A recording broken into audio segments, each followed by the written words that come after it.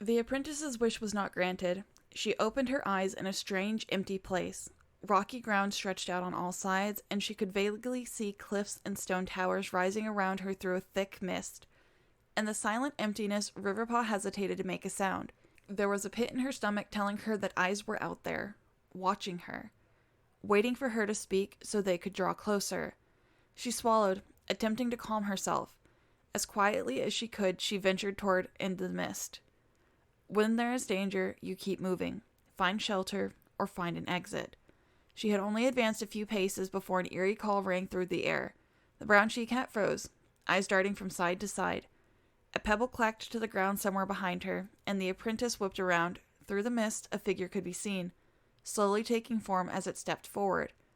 A cat? Riverpaw wondered. She gazed curiously at the figure and realized that with each step it took toward her, her fear seemed to melt away. The pit in her stomach didn't seem so bottomless anymore, yet Riverpaw couldn't help thinking, "This is still an unknown creature. I can't let my guard down." It took another step, and Riverpaw could see it was a cat, slightly larger than her, wild, disheveled fur, with a strangely intimidating air. The cat in the mist stopped before Riverpaw could make out details, and Riverpaw hesitantly took a step forward instead. "Hello? Who?" The apprentice never finished. Another call split the air, and the pit fell open again. Fear engulfed Riverpaw as she spun to find a huge creature towering over her. She didn't have time to scream before she woke. The silver-striped cat shot out of her nest, panting. She stood, claws sinking into the grass, waiting for her heart to settle. Around her, the other clan cats still lay, peaceful and asleep. Duskfall was no longer on watch, having been replaced by Gingerpelt. The River Clan warrior's back was turned to the apprentice. Riverpaw forced herself to inhale deeply and exhale, the slow action calming her slightly.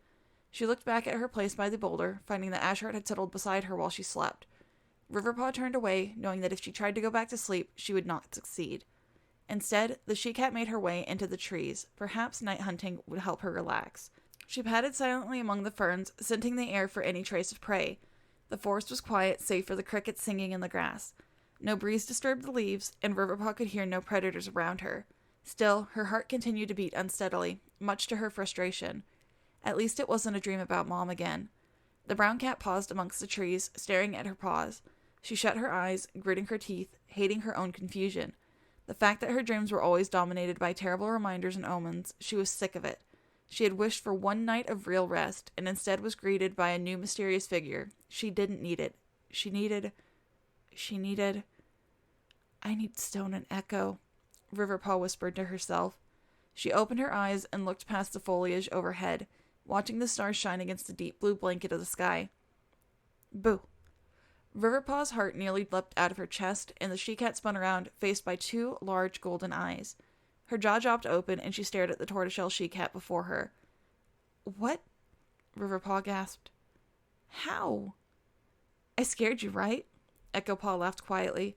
"You never even heard me coming." Riverpaw continued to gape at her friend, not daring to hope that she was real. "I must have fallen asleep." A sharp psst echoed from the undergrowth nearby, and the she-cat turned slowly. There, patting into a patch of moonlight, was Stonepaw. He smiled apologetically. "Sorry. I couldn't stop her. And honestly, I couldn't resist the adventure either." Riverpaw was still convinced she had fallen asleep at some point. The image of her friend standing before her was too much. She didn't know how to react. She wanted to cry out in joy. She wanted to shout at them for coming. She wanted to plead with them to go away before they got in trouble. But in the end, she found herself smiling. "You mouse brains are so dead," she laughed and tackled them. The two young cats fall beneath Riverpaw, yowling in surprise and happiness. She shushed them, and they giggled quietly. "How did you follow us so far without being caught?" the brown cat asked, standing. "We just stayed back and watched you guys.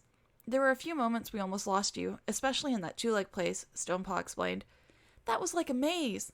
If Star hadn't helped us, we probably would still be stuck in there," Echopaw added. "But we were able to keep on your tail for the most part," Stonepaw finished. "We figured that if we followed you until the base of the mountains, the journey group would have to take us with them." Riverpaw nodded happily, but something nagged at her. "But how did you get out of camp?" "Well, we didn't get out undetected," Stonepaw meowed. "Blackpool found us sneaking out." But he let us go. My bro has the best mentor ever, Echo Paw laughed, bouncing. Riverpaw flattened her ears. What about when we get back? They'll still be furious. You worry too much, Echo Paw said, rolling her eyes. Right now, let's just focus on what we're doing, which is saving your brother. And this time, we're going to succeed, Stonepaw meowed with conviction. Riverpaw swallowed. A lump had formed in her throat. I don't deserve you to, she laughed weakly. Stonepaw hesitantly stepped forward and laid his tail on her shoulders. I think you couldn't be more wrong. The brown she-cat looked at her friend for a moment, feeling that strange, incredible wave of warmth that only they could bring. Thanks. Thank you, Riverpaw mewed. Echopaw beamed. You two are adorable. Stonepaw abruptly stepped away from Riverpaw, staring indignantly at his sister. What's that supposed to mean? Oh, come on, Stonepaw. When are you gonna make The Grey Tom slapped his tail over his sister's mouth, then promptly jumped on her, pinning her to the ground. Riverpaw watched the two in confusion and amusement. As great as it is to see you guys acting so normal, how are we going to break this to the others? How indeed. Immediately, all three apprentices whipped around to face the speaker, and Riverpaw felt her blood run cold. Ashheart stood, amber eyes sparking dangerously, a few tail lengths away from these three cats. He was obviously not happy to see the two arrivals, and Stonepaw and Echopaw immediately picked up on this fact, and a prolonged moment of silence fell upon the ThunderClan cats. Ashheart, Echopaw began, but was silenced by a flick of the warrior's tail. I do not want to hear it. I know exactly why you are here. It saddens me that I overestimated your maturity. The tortoiseshell apprentice flattened her ears, and Stonepaw's eyes flashed with shame. For a moment, Riverpaw thought about stepping forward and defending her friends, but with a quick glance at her mentor's face, she could tell there was nothing she could say right now. Ashheart closed his eyes, considering the options. After a moment, he sighed. Follow me back to camp. We will wait for morning and then discuss what to do with the others. None of the apprentices said a word in reply, simply following the dappled warrior back to camp. Gingerpelt noticed her return, and her eyes widened at the newcomers. Before the she-cat could say anything, Ashheart murmured, I will explain fully in the morning. Until then, we should allow the others their rest. The RiverClan cat gave a hesitant nod, and Stonepaw, Riverpaw, and Echopaw sat beneath the boulder, waiting anxiously for sunrise. One of us must take them back, Rowan Shadow meowed. They can't go back now, Featherfall retorted. That's a 4-day journey past fields and two-leg places. Plus, we'd be losing a warrior who can actually be useful on this mission. Well, they can't just come with us. They're apprentices. A mission like this is far too dangerous, Ashheart erupted. Riverpaw flinched. Her mentor had been silent and serious throughout the reveal and discussion. Now it seemed he was showing his full anger. It was rare to see him snap, and never a pleasant experience. Riverpaw is here, Duskfall pointed out, receiving a sharp glare from Ashheart. Yes, but she got a message from StarClan. She's here for some special reason. These two should not be on a mission like this, Featherfall snapped. We've gone on dangerous missions before, you know, Echopaw spoke up. The 8 cats fell silent, staring at her. That's right, we journeyed all the way to a huge two-leg place, and back when we were 6 moons old, Stonepaw said. That was dumb luck, Ashheart snapped. Wait, why did you go on journey to a two-leg place? Gingerpelt asked. We wanted to help Riverpaw rescue her mother, Echopaw told her. All eyes turned to Riverpaw, who stiffened and looked away. And how did that end? Well, Echopaw stuttered. She died, Stonepaw mewed. Riverpaw wanted to sink into the ground. But that's not the point, Stonepaw said.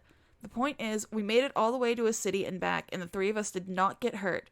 If you take us with you now, we can help you succeed. There was silence for a moment. Out of nowhere, Featherfall murmured. Does ThunderClan look after its apprentices at all? Do not insult ThunderClan, Ashheart shouted. These two seem to think they are above the warrior code. We do not, Echopaw meowed indignantly. If anything, we are following the warrior code.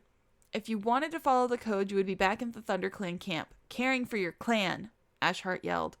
Stonepaw and Echopaw flinched. There's more to being a warrior than going on dangerous missions. We know. We're here to help And there is certainly more to being a warrior than looking after one cat, Ashheart interrupted. Stonepaw did not reply. For a long time, no one spoke. Ashheart glared at the two apprentices while Riverpaw tried to control her frustration and anxiety. Her friends were here, doing what they thought was right. Could no cat see that? If I may, Gingerpelt spoke up. All eyes turned to her. It's true that these two made a stupid decision, but I believe there is no choice but for them to join the group. Besides, the longer we stand here arguing, the more time we lose.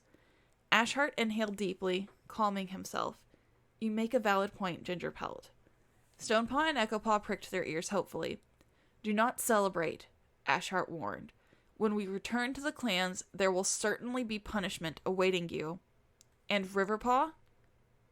Yes, Riverpaw croaked. Answer me honestly. Did you know your friends were following us? No, I did not, Riverpaw replied honestly. I see, Ashhart meowed. Then are we all agreed? Reluctant nods could be seen from most of the cats, along with an angry scoff from Wolfclaw. Ashhart ignored him, saying, Then let's not waste any more time.